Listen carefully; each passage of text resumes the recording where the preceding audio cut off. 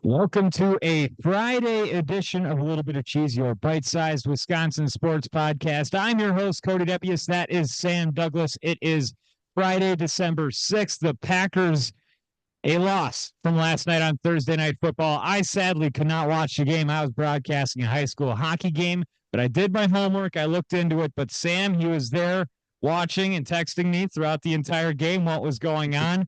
I think he's got some pretty good insight, and I think he's got some pretty hot takes that'll be good for the people today. But we'll kick it off. How's your Friday going today, Sam?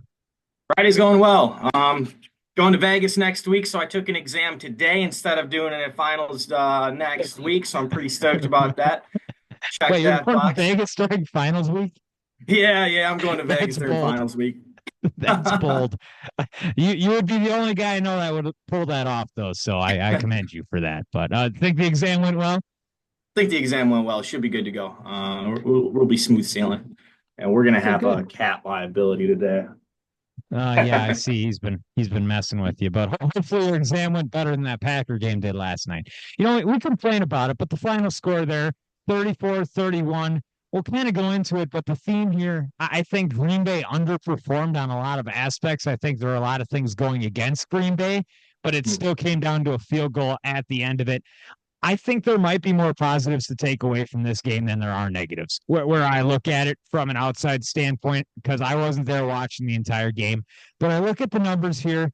Jordan Love, 12 for 20, 206. He had a touchdown. He had a 111.7 quarterback rating. His numbers look good. You would like to see the attempts up a little bit more, but you see him stay away from the interceptions again, which was the number one goal that we had for him coming into these last couple of weeks at the 206 yards.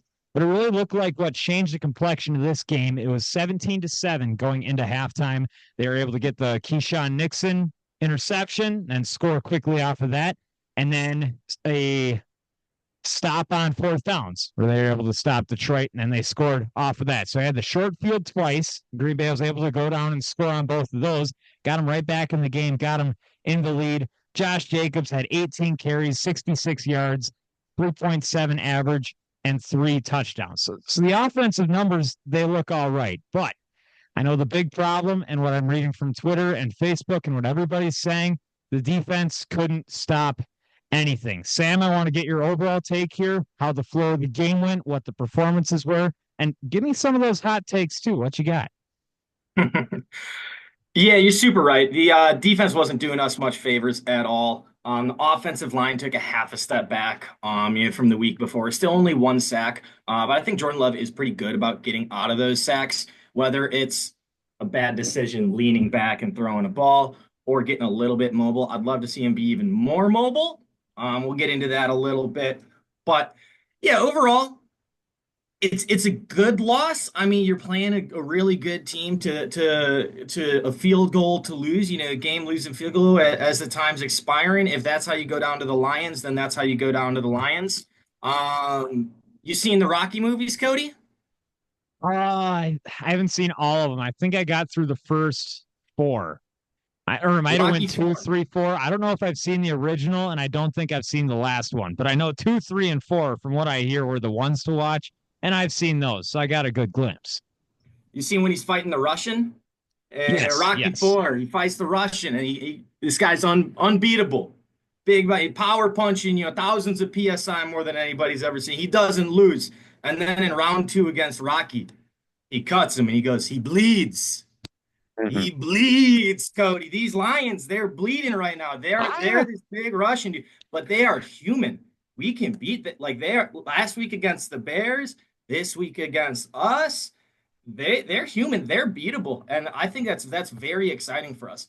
Now we've played a couple playoff teams. I think we're 0-4 against the NFC playoff teams right now, which is not what you yes, want to see. but they're all But one-score games, essentially, is the way you look at it. I mean, they're mhm, right. That's where I look at this. Even the first time that Green Bay played Detroit, that was still a close game. It was the one crucial mistake in the middle of it that essentially kept them out of it. They stayed away from the mistakes in this game, but what I see here is they were just way too slow out of the gates. Just 3 for 7, 31 yards for Jordan Love in the first half. 3 completions in the first half. I think that was the first time since 2013 that had happened for a Green Bay team, and I wouldn't be surprised if that was a Seneca Wallace start or something of that nature. But they just so slow. It was kind of what we saw at the beginning of last year, where those LaFleur teams just looked like they did not have a plan out of the gate. And I want to get your thoughts on this. Do you put this more on the game plan, the play calling, or the execution from the players? So it seemed like we had a game plan to really get Jacobs going. He got his 18 carries on the ground, and we were trying to force feed him, but it wasn't working against this Lions team. You're looking at them, and they've had a lot of injuries on their defensive line, their linebackers. We know how injured this defense is. So I think the game plan coming in was we're going to run the heck out of them, and it's going to work. And props to us a little bit. We didn't leave that game plan, but what ended up happening is, we were down and we were the ones milking the clock the whole time. And you can't be the team taking the air out of the ball when you're down 10 points. There's something to be said about sticking with the run, and it kept us in the game. It sure did. We needed a crucial turnover. We needed a crucial stop on fourth down, but the offense really wasn't going. You look at the targets that Jordan Love was given. I think Christian Watson has 7. Wicks had 5. Tucker Kraft had 5. Ben Sims might have had 2. And then Reed had 1. It's 5 guys getting targets. And really, it's just 3. The ball's got to get out a little bit more. Reed has to get involved.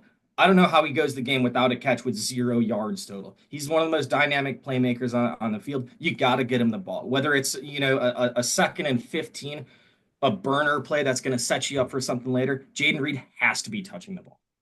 Even if it's a sweep play or a screen. And I saw a lot of that on Twitter too, which actually this all resembles my Zoom name today is, dude, where's my wide receiver run? My wide receiver 1, because Jaden Reed was not there. He was not at the game last night. He got a lot of cardio in. That's pretty much the extent of that. He might have taken some coverages away, but Jaden Reed was not involved in last night's game. When you are playing the top team in the NFL, you need to get your number 1 offensive weapon involved in the game, in whatever way that may be. And even Josh Jacobs, he didn't have a catch out of the backfield either. That has been a crucial weapon for Green Bay moving forward here. And you didn't see either of those two get involved in last night's game. And like I said, I haven't seen it, but just looking at these numbers and how the game ended up, you were within a field goal and you didn't use those guys. I think you have to look at LaFleur at that point. And I will say, I do think the feeding the Jacobs on the ground was the game plan that you needed. You understand the roster that you had tonight. You're really short at defensive back. And that's a conversation we're going to dive into a little bit more here as well.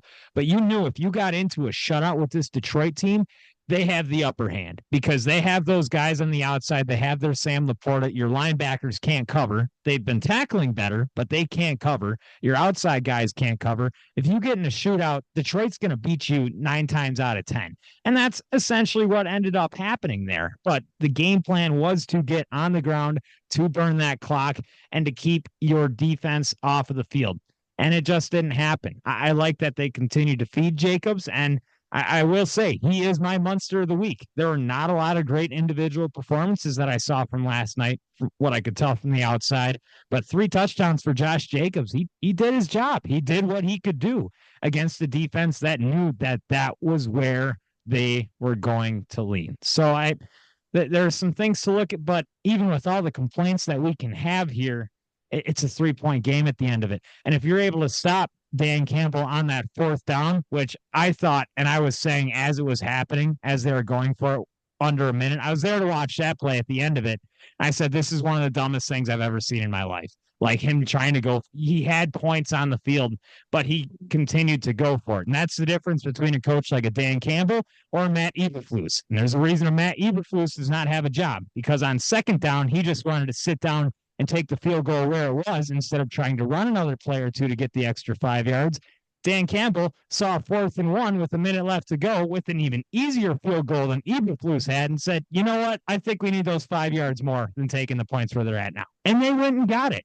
And I respect that because that's the identity that they have. But yeah, just my main takeaways from last night. I do want to get into a couple of your hot takes. I think you had some pretty good ones there. And I think a lot of it has to do with your lack of targets for Reed. And I think on the point of the lack of attempts for Jordan Love at only 20 last night. Jordan Love, I touched on this a little bit a couple weeks ago. I'm ready to see him wow me. 12 for 20, a touchdown, no picks. That's good. It's better than, making really dumb mistakes. I'm not saying he played flawless decision making last night.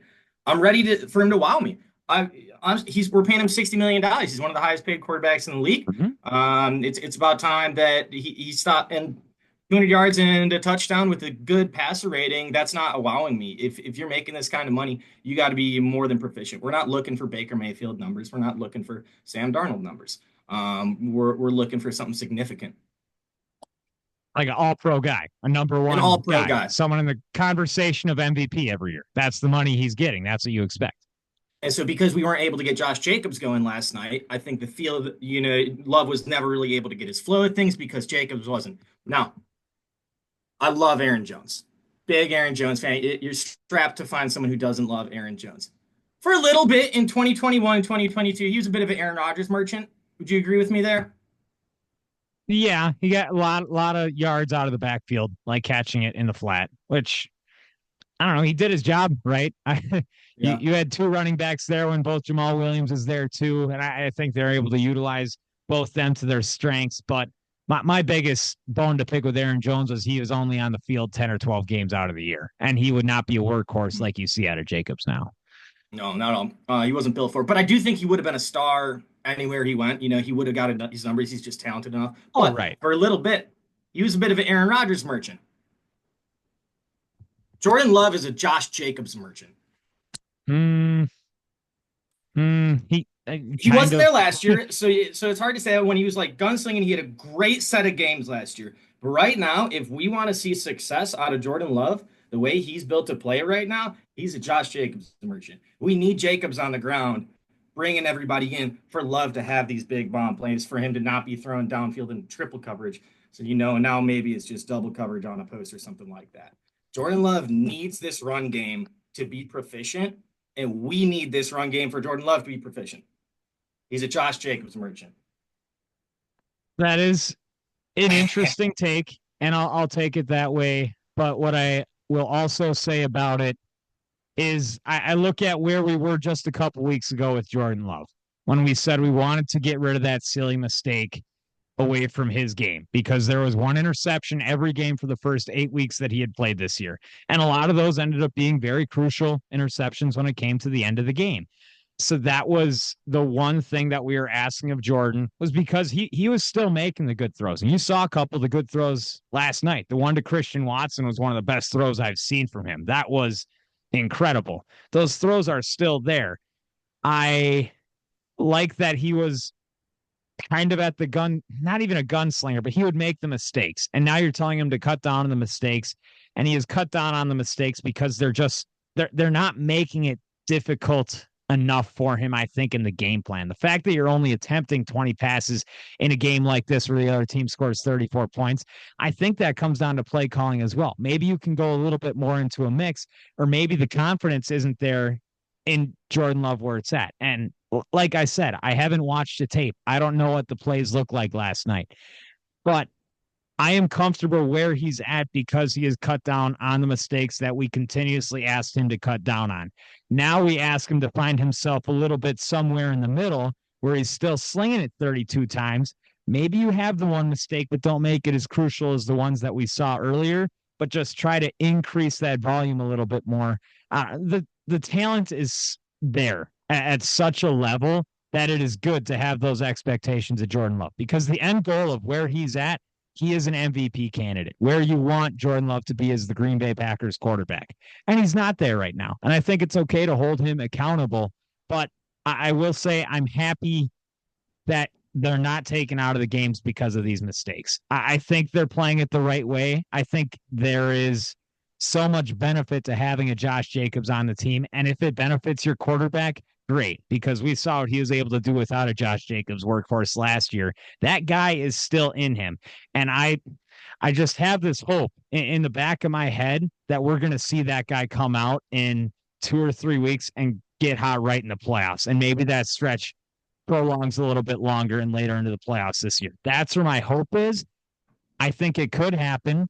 You look just last week, he played a great game in Miami. He played a great game against San Francisco. Like he has been the consistent guy. I just don't know where the volume was last night. And I don't know who to blame for that. But if you're going to be going to the Super Bowl, Jordan Love has to be throwing that ball 30 times. And it has to be high volume. And you got to push it down the field just a little bit more. And they benefited a lot from the 2 turnovers last night. And I don't know where the blame goes. Maybe it's play calling. Maybe it's the game plan right away.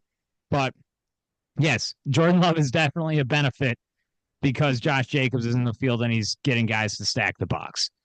Those 2 turnovers were needed last night, and there's a couple swing plays. When we have these games, when it comes down to the margins, I mean, the margins in the whole NFL are small. That's why you have maybe a bad team like Minnesota with their record, and maybe a good team like Cincinnati with their, because the margins on these games are so small. It's a couple swing plays here and there.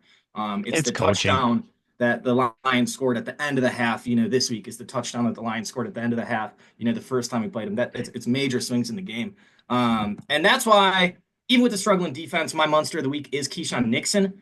We don't expect him to be a cornerback 1, but he is not playing terribly. He gets burned a little bit, but that's the expectation. He got burned last night too. He made a couple swing plays. There's one that should have been, if we're calling offensive PI on Christian Watson for the pick, we got to call it on Amon-Ra on that in route. I don't know. I think it was offensive PI. About the same way. No. But right. I Nixon, agree.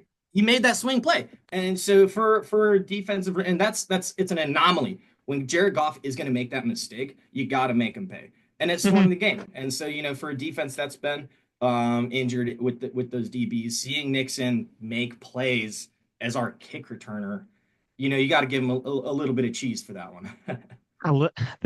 There you go. I take my hat off for you there. That was pretty good. I do like that you brought up the offensive pass interference on Christian Watson, which, like you said, yes, you can call that, but then you better call it both ways. And there were a couple plays on Amon-Ra St. Brown, and I saw the other one on Twitter too, where he literally did a 2-hand punch to the face of Xavier McKinney, took his helmet off, and they didn't call anything. How do you not call anything when a dude is standing and his helmet was ripped off? That's It's embarrassing. It's showing. Oh, I don't want to say this. It's showing a little bit of bias, because that is something, when that's on the field and that's right in front of you, how do you not call that? How does someone's helmet just fall off? Because it's right in front of you. I don't know. That the Amon-Ra push off to get the first down across the markers. There was a hold on Keyshawn Nixon on one of those crucial plays at the end of the game. There were a lot of missed calls. And the way that Bree described it, because I had to ask her for the summary of the game last night when I got home, she said the referees were mean to both teams. And maybe they might have been. But the things that I saw on Twitter were inexcusable missed penalties, especially when you take away a go-ahead touchdown at the end of the fourth quarter because of an OPI on a slant route where he skinnied and tried to get past him without contact, but the dude ran into him. How is it doesn't make any sense to me. It's frustrating, but your team has to play better where those penalties don't affect you that much at the end of the game. That's where you have to look at it. But even Peter Bukowski, he's a great Packers follow on Twitter. He said, I don't like to call out the officials. That's lame, but this has been egregious. So I'm going to stand with Peter Bukowski because I think he's pretty lenient where it comes on both sides of the aisle. And yeah, it sounds like the officials definitely affected last night's game, but you can't put it all on the officials is the way that I'll put that. Got to end up, put the ball in the end zone, kicking it in, got to score the ball. Yeah. I would like to see the refs do some big game hunting, and they've talked about this in the NBA the past couple of years, is when it's getting down to crunch time. If there's something that's going on, a little bit of hand check it off the ball that is not impacting the play. I think these refs are told, do big game hunting. You want to call the holding that's impacting the play. There's probably holding on every single play. Oh, yeah. If you got a big play going on and there's some hand checking going on way the heck over there and the play happens over, I don't know, maybe swallow the whistle for a little bit. And that's why I'm kind of okay with that Christian Watson one being called. But you got to be consistent on it. When there's other first downs being made. You can't just pull it out of your pocket once and then leave it there for the next one, like at a less crucial moment. Like, If you No, haven't it been was calling that all game, then you can't call it in the fourth on the game on the last right. play. Yeah. No, I agree. So the overall here, my final thoughts, I think this is a positive for Green Bay. You brought it up against the four teams with a better record than them in the NFC. They have lost all four of those games. They've lost to Detroit twice, they've lost to Minnesota once, and they've lost to Philly once. The Philly one I'm scratching, the Minnesota one, Jordan Love wasn't there for the first half. He was coming off of an injury, and they still made that a field goal deficit at the end of the game. And Narvison missed two kicks. Like that's That guy. Green Bay's right there. And in these Detroit games, Green Bay's right there. So I think, and you go back and you look at the history of who was winning Super Bowls 10 years ago. The New York Giants won two Super Bowls with 9-7 records, and they beat the Patriots in both of those. When Green Bay won it back in 2010, they were 10-6. It's okay to lose those regular season games. What you want to learn from these is that your team can go and beat the big dog. And what I'm learning from these games that Green Bay's playing, they can beat the big dogs. I'm taking that away. Just get hot at the right time. I think this team's right there. So I'm a happy Packer fan. I really am. Yeah, Lions bleed. They are human. They are beatable. We have a lot of data saying that we can come close, but we won't get over the edge with these teams. I'm okay with that. I said it after the first 2 weeks. I'm okay with a little adversity. Let's get these guys pissed off. Let's get this young team motivated and get them into a hostile crowd in the playoffs. And these guys kicked our butt during the season. I think we're going to see some of the teams that beat us in the playoffs. So I'm stoked Yeah. for a young, pissed off, ready to rock and roll and avenge their losses Packers. Get them ready to beat them when it matters. Last night did not matter. You look at any percentages, last night's game was an absolute wash, but it was good to know where they stand. And they stand right up tall, right there with the big, scary Detroit Kittens. So an exciting game last night. We'll talk a little bit about the Bucks. They beat the Pistons this week. They did lose to the Hawks. Hawks are a solid team this year. I don't think you take it as a bad loss, just one where Trae Young and those boys just got a little bit hot, and Milwaukee didn't seem like they could keep up. And good win over the Pistons. But I'll ask your thoughts on those a little bit in just a second. But the big game tonight, Khris Middleton is going to be back on the floor for the Milwaukee Bucks, and we'll talk more about that. So just your overall state of the union here as the biggest Bucks fan I know.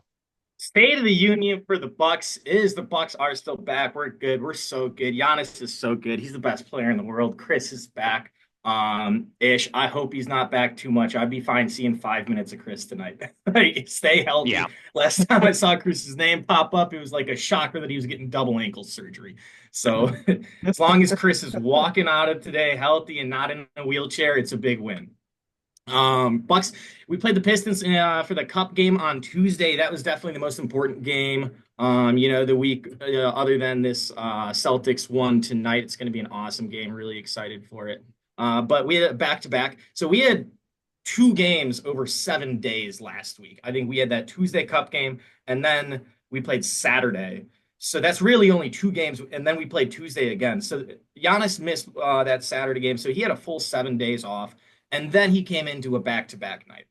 So the Hawks game, we put a lot on the line, dominated the Pistons in an important game that we game planned for, that we came out and we dominated. Giannis in the third quarter. Oh my goodness. If anybody wants to watch some clips of Giannis shooting jumpers, Giannis in the third quarter Recording against right the now. Pistons is absolutely unbelievable. Yeah. He's hitting pull-up jumpers from like 16, 20 feet out. Is like 10 minutes. So Giannis took care of business. It's great to see the best player in the world take care of it. And then he kicked his feet up, had the whole fourth quarter off. And then when again, like I said, you go through those 8 days with only two games, and you have a back-to-back, and you go play against a Hawks team who's a little bit young, and they're going to be running a lot. I think that's just kind of what's going to happen. You lose a little bit of focus. AJ Green on Wednesday against the Hawks was 2 for 11 from three. I think that's the biggest anomaly that we're going to see. He's not going to be a 2 for 11 guy. Bobby Portis continues to be a black hole on the offense. I watch a rerun of the Hawks game, and every time the guy touches the ball, it's not going anywhere. He might put make up shots he should not put up. It's bad. It's not part of the offense, man. And when you got guys like Taurean Prince is playing really good, DeLon Wright is playing solid. We talked about the Bucks 5-8 guys. I'm more sold on them than I was last week. The more I see these guys, Torian Prince is solid. AJ Green is solid. DeLon Wright is playing pretty decent ball for like a 7-8 guy. If we can flip Bobby for a role player and maybe a pick, I think that's a huge win for this Bucks team. But we're good.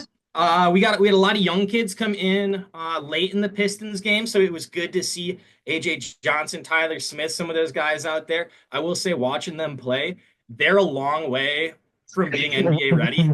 Our 11 through 15 guys are not close to touching a Yeah. court anytime soon. I liked some of the burst I saw out of AJ Johnson. It looks a little, and this might be a bit much, but it looks a little John Wally. A small, Mhm. undersized guy that he could be 2 steps and he's past you. That was the only cool thing that I saw with all these young guys. So I hope AJ Johnson continues his growth, and I hope Doc is giving them some minutes like we saw in the Pistons game, so they don't look so freaking awful next time that they're out there.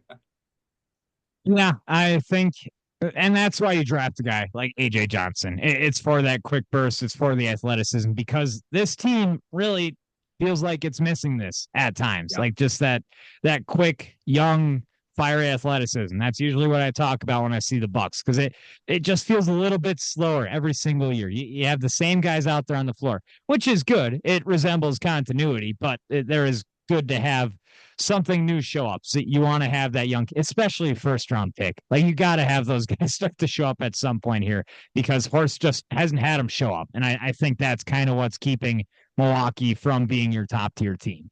But If I Marjon would think, have hit, yeah, yeah, exactly. And yeah, so I think the Bucks are in a good spot. They play Boston tonight. Is that correct?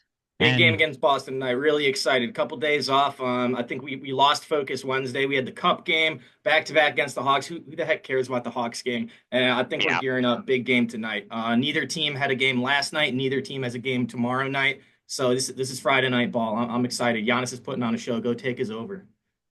all right, I'm not gonna bet any money because I work hard for that. But I do want to ask, what are your expectations for Khris Middleton? When do you think he finds his way into a regular rotation here? I'd be fine with them taking it really, really slow with Khris. He's a half court offense guy. He doesn't need a ton of reps per se because he is kind of like Bobby. He's a good black hole in the offense where like if you need a bucket, you just get it to Khris and he's going to get his shot up. He's had continuity with this team. He's been around, so he doesn't need all the reps. This Bucks team is made for the playoffs. I wasn't worried when we were 2-9.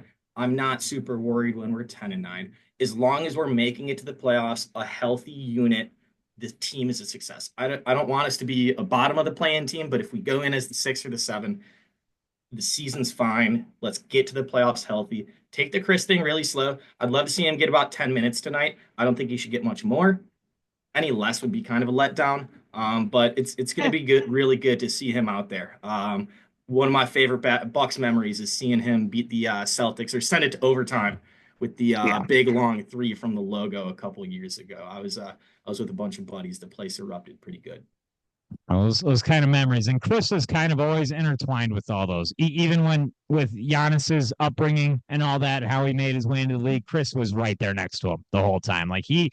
Khris Middleton, as much of a part of the Bucks' heart as Giannis Antetokounmpo is. So just one of those guys. I think a Hall of Famer when it's all said and Really? done. Absolutely. Yeah, I think he's going to be right there. I'd like to see maybe a couple half healthy, solid seasons here at the end here, because as we know, he's getting a little bit fragile as he's a little bit older, which is why I like you're hopeful that they take it conservative. And I think that they're going to, because they really have throughout the entire process. They said at the beginning, yeah, Khris might be ready for the beginning of the season, when kind of deep down you're like, I hope he's not, because that's probably a bad thing. And they kept him away from the court. They eased him into his 5-on-5. Now he's finally going to make his way out onto the floor. So we can get excited about that, but not too excited. We just need him there for full minutes when it gets to the exciting time, playoffs. So the big game tomorrow, Wisconsin at Marquette. This is probably one of the biggest regular season games that you're going to see the entire season. It is going to happen tomorrow. It is the in-state rivalry, and it's an exciting one. And I think Greg Gard in the past has kind of had Shaka Smart's number. Even last year when Marquette was ranked top 4, This year, they're fifth. Wisconsin is 11th, but Wisconsin did lose this past week to Michigan.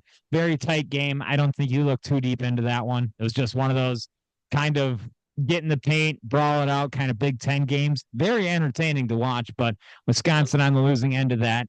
I think they're going to be hungry as they go into tomorrow. It's gonna be a really good game. Anytime Marquette, Wisconsin play, it's a show. Yeah, and the fake hate between the Badger fans and the Marquette fans is awesome because everybody's picking Badgers and Marquette come March. So I Yep. love the rivalry. I love that we got a couple marquee players going on, whether it's Cam Jones or Tanjay.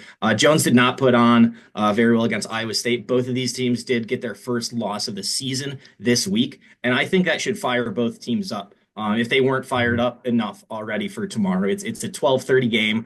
It's college basketball during the day on a Saturday. That should be big time. It's gonna be prime time. I do look forward to Marquette taking the dub tomorrow. I think they're a better team. Greg Gard has had a little beat on Shaka Smart, but I am a Shaka Smart fan as well. Kind of have been for a Well, you are a while. Milwaukee boy. You're from Milwaukee, so you got some ties leaning both ways, and they might be pulling you closer to home. But I'm excited for it. I think it's going to be tight. I think it's going to be a really good game when we get down to the end of it. So It's we going to come can, down to whoever's got the glass. Somebody's going to end up dominating with the 12. Somebody's going to end up dominating the board. So whoever picks up the boards, because these teams are going to be missing their fair share of shots. I think it's going to be a lot yeah, of chucking teams trying to beat each other. So whoever can get down, have that player with 12, 13 boards, I think they're going to win. I think so. We can shift gears here to everybody's favorite segment of the show, the cheese grater. My first question here for Sam. We'll do three of them, roundle it off back and forth. My first question for Sam, touched on it a little bit before, but the lack of cornerback depth. I'm going to ask this question hard here. Does Gutekunst regret his first round decision drafting Josh Morgan over Terry and Arnold, who you saw last night, and Cooper DeJean, who you saw light up Derrick Henry earlier this week, who's had a really solid rookie season as well? I had that note down coming into this, and we never got there. Yeah, absolutely. We have yet to see quality time from Jordan Morgan. I'm excited to see what he brings to the table when he finally gets out there. It sounds like it hasn't been quite impressive yet, but also it looks like our offensive linemen with this team take a year to kind of mature into the system, whether that's just growth or understanding. So I think the verdict is still out, but Cooper DeJean looks really good. Um, Christian Gonzalez was passed up on a couple years, it was 2 years ago as well. And so I do think that looks bad on Goody. But he's bolstered the line, and that's what he's been really good at. His strength has been drafting offensive linemen. But yeah, at some point, I think this defensive room does need another DB, and hopefully Hafley will have a Really? little bit of hand in that process come this time around. Oh, they need somebody, and they're going to need somebody to step up when it comes playoff time. I will say that 100%. Gyres, we need Gyre. I don't know what we look like without our number one corner. I would love Bad. for us to have our good guy out there and see what it looks like, but without him, it's such a hole. Um, so we started this game, punt, fumble. How do the Packers get off to hotter starts in their games? Matt LaFleur needs to, I don't know what it is with the game plan, and I didn't see the play sequencing last night, but it has to go along with that. And he's been at fault for this, as we've known. When it comes to the beginning of seasons, beginning of games, sometimes it feels like the game plan just it's not working. At some time, the start is really slow and it's really cold. And that's okay because they usually pick it up towards the end of the game, which you kind of saw yesterday. But you do have to get out to a hotter start. Then you win this game. If you can get out and start playing your brand of football, you're punching it in with Josh Jacobs, you're running out the clock, you're keeping your defense off the field. I think you win last night's ball game. But your slow start, that's the reason you go back home with a loss. So it's going to have to go to the game plan. Maybe it's taking a couple more deep shots with Love right away. I don't know if they did. Maybe they did. They? Can you answer that? No, they didn't. That's what I want to see. I want to see, a couple deep balls right away, even if it's intentionally overthrowing Christian Watson. I think we got to stretch the defense a little bit. We stretch a I lot think so. sideways. I think we have a lot of growth to stretch vertically, Was it a lot of run, pass, punt? Is that what it was? pretty much. Like the old Mike McCarthy special. Yeah, A I think you couple, a try to couple mix it third up. down throws, but in front of the sticks. So there was some decision making actually on that, which I wasn't stoked. I think there was Yeah, two third downs that got thrown in front of the marker. Which there was a flea flicker. Did you see the flea flicker that didn't come I to did not. fruition? Nope, I did not see that. Ran a flea flicker, didn't work. Would have loved to see him chalk it. I think he had Watson on a deep route if he wanted to, but he just didn't pull trigger. Yeah. I think that's my answer. I think you try to push the ball downfield a little bit more, stretch the defense out. Where does Green Bay rank overall on the scale of the entire NFL here in the power rankings? What would you rank them? Because I think Detroit is at number one right now. Where do you put Green Bay? I think they're right around the 6 to 8 Yeah. range. You got the powerhouses, and we talked about this a little bit last week when we talked about sleepers going into the playoff situation. I really think that this league right now, while there is a bunch of parity going on and the margins of winning are small, I think there's four powerhouses right now. I think it's going to be the Lions, the Eagles, the Bills, and the Chiefs at the end of the day. Yep. Ravens might have a little bit of a fight, but that's kind of what we're looking at. I think the Packers are ahead of the Steelers. I think they're ahead of the Vikings. I think they're just a better team than both of those teams. I think the Steelers could play with anybody, but I got them right around the 6 to 8, probably closer to 6 than 8. What is our fatal flaw? I think this Packers team can find success because we don't have one specific thing. But if we're going to get dominated, how is it going to be? Attacking the quarterback position, as we've stated before. That's Yeah. the biggest hole on this team. I think you've seen improvement on both the line and the linebackers. You know your safeties are good. What you got to get those boys healthy now, as you saw both Williams and Bullard exit last night. We'll get some more news on that for Monday's show. But those guys got to get healthy and just got to have better cornerback play. And I don't think Jair Alexander is going to be back this year. I know they keep trying to tease it, but he tore his PCL. I don't expect it, and we can't. We need to hope that somebody can step it up. That is the biggest hole. I'm not worried about the offense. We know how explosive it can be. We know how talented it is. This offensive line is one of the best lines I think I've seen in Green Bay, which is a pretty crazy thing to say because we've seen a lot of good lines in Green Bay. I think Tucker Kraft is a top 5 tight end. I think our special teams has been playing much better as of much, much better as of recent. Now that you got a kicker and you're not being stupid on punts and kicks and whatnot, but it's cornerback. That's your biggest need. You have to have people step up or it will be exploited, as you kind of saw last night. You have a score prediction for Wisconsin at Marquette. I know you said your Golden Eagles are going to take it home, but I want to know how close you think this is going to be. I think they take it fairly comfortably. 82-69. Wow. Okay. Wow. They're kind of blowing them out of there then. Yeah, sending them home.